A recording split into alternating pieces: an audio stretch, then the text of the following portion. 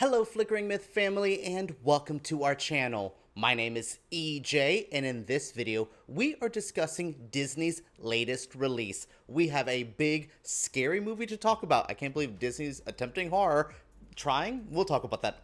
My goodness. Alright, we are going to be discussing The Haunted Mansion.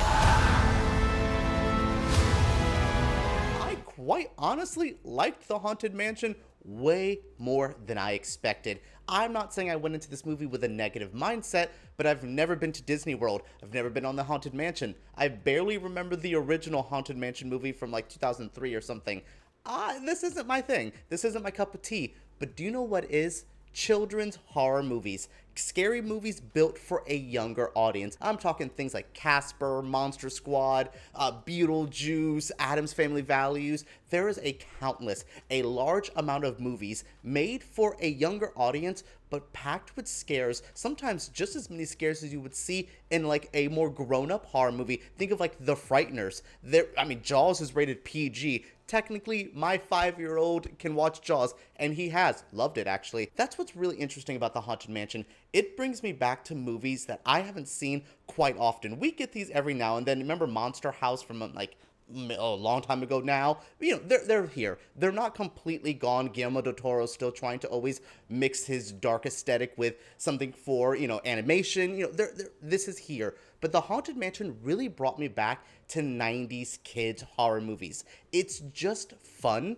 There's a lot of fun to be had here. It's over the top. There's a lot of set pieces, especially set pieces from what I've learned based on the ride, but it's also very serious. This movie is not for, I would say, like a 5-year-old. There's just going to be more complex emotional stuff. There's a lot of talk of death. There's a lot of talk of real hard lives people have lived that maybe led to their deaths. It's just a more darker tone. So I would say this is perfect for like 8 to up. Like, I think 8-year-olds on would really grasp some of the concepts, really have fun with the scares. Honestly, I know I saw this in Dolby, so it maybe added to the thing, but I jumped a couple times. I had a couple good jump scares in this thing. Like, it's kids' first jump scare movie, which is how I would label this, but there's nothing wrong with that. This is a genre we should be allowing younger viewers into, and things like The Haunted Mansion get fans into horror quickly.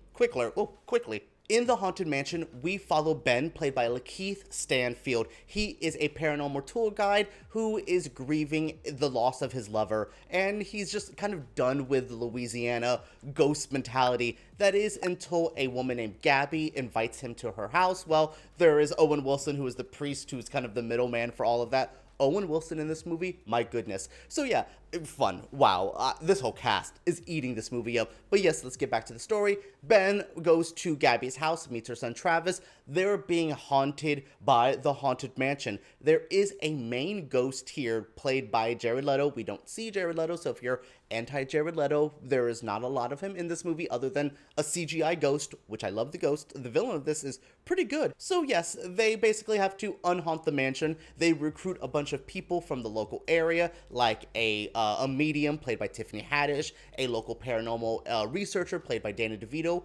All of these people are into this mansion, and they basically get stuck here because once you come in, the house is attached to you. A lot of really good gags. Honestly, I kind of wanted to live in this story a bit more. This, for me, could have been a great, like, real fun, high-budget Disney Plus series because I just wanted to spend more time. Now, that's not saying I did not enjoy the movie or everything should be a TV show nowadays for streaming, but I really liked this. Like, every time we met a new character, I was like, but I would have loved to spend more time finding this person. Like, we could have spent 4 episodes gathering the team, and then the last 2 episodes could have really been what the hell could have been. But again, it's paced like that in the movie. It just went by so fast at times. This movie is over 2 hours, but it breezes by for me. The story is just constructed so well. Then we get we get to meet the ghost of the house. We get to meet, one of the old fortune tellers played by Jamie Lee Curtis in another great role. Like, every actor does great here. So it's just refreshing to see, like, acting come together with a good script and a strong director. Justin Simien is so good. I loved Bad Hair when it came out. I thought Dear White People was a really strong film as well, but The Haunted Mansion feels like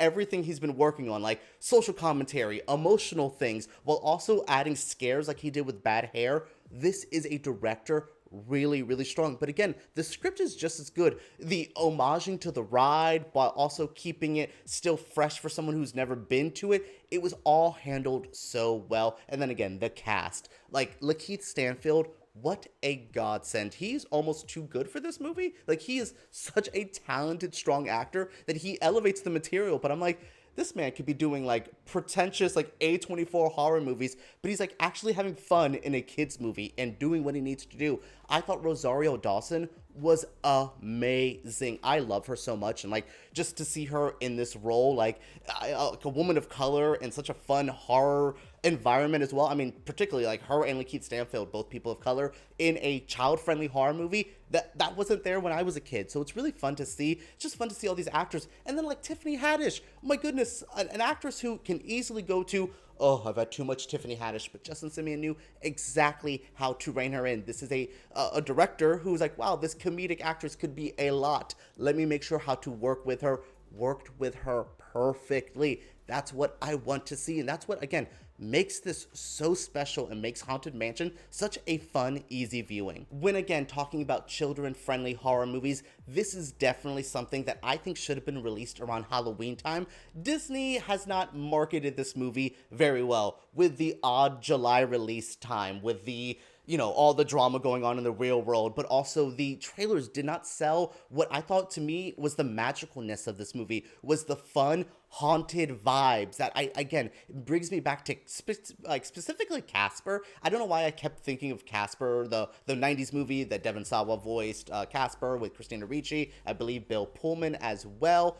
I love that movie. I thought that was such a special thing I had growing up that, again, I loved. And it brings me back to, remember the Beetlejuice animated series? That's also what this is. Wacky hijinks, very kid-oriented, but still enough to scare us. I really wish Disney would have probably released this in maybe September, early September, so you could have played and then still maybe been in theaters by the time October rolled around, but now maybe a Disney Plus release. I just think this movie could have been handled on the marketing end well. This is a studio that had a good film, but maybe is too scared to put out a horror movie for kids, so they're trying to like backtrack it a little bit. It's weird for me because I think, again, this movie is purely positive, but I think the marketing, the release date, all of that just kind of weighs it down, and it got lost to me this summer. Between Barbie, Oppenheimer, Mission Impossible, there's a lot going on right now. So I just think this could have been a bit more special if it had more time to breathe, but that's nothing against the creators of this movie. They all did what they needed to do. The creative end, the art design, the set design, the VFX, all of that were amazing. Top tier work from our workers here. I'm glad that they found a way to balance kid-friendly horror with actual creepiness. Really hard to do, really well done here. I just wish Disney knew what to do with this, because I feel like they don't know what to do when they're outside of their comfort zone. This to me is very unlike Disney. This brings me back to Touchstone when they used to release darker, weirder movies through that. That's what this brings me to, and I hope Disney can do something with this because this is too good to be ignored. All right, everyone, that is it for my review of The Haunted Mansion. What did you think of my review? What do you think of The Haunted Mansion? Are you familiar with the ride, and are you super excited? Do you have things you can let me know that I missed here? Share your feelings down in the comments below. Subscribe to Flickering Myth and give us a thumbs up if you did enjoy. All right, everyone, let's talk about Haunted Mansion right down below.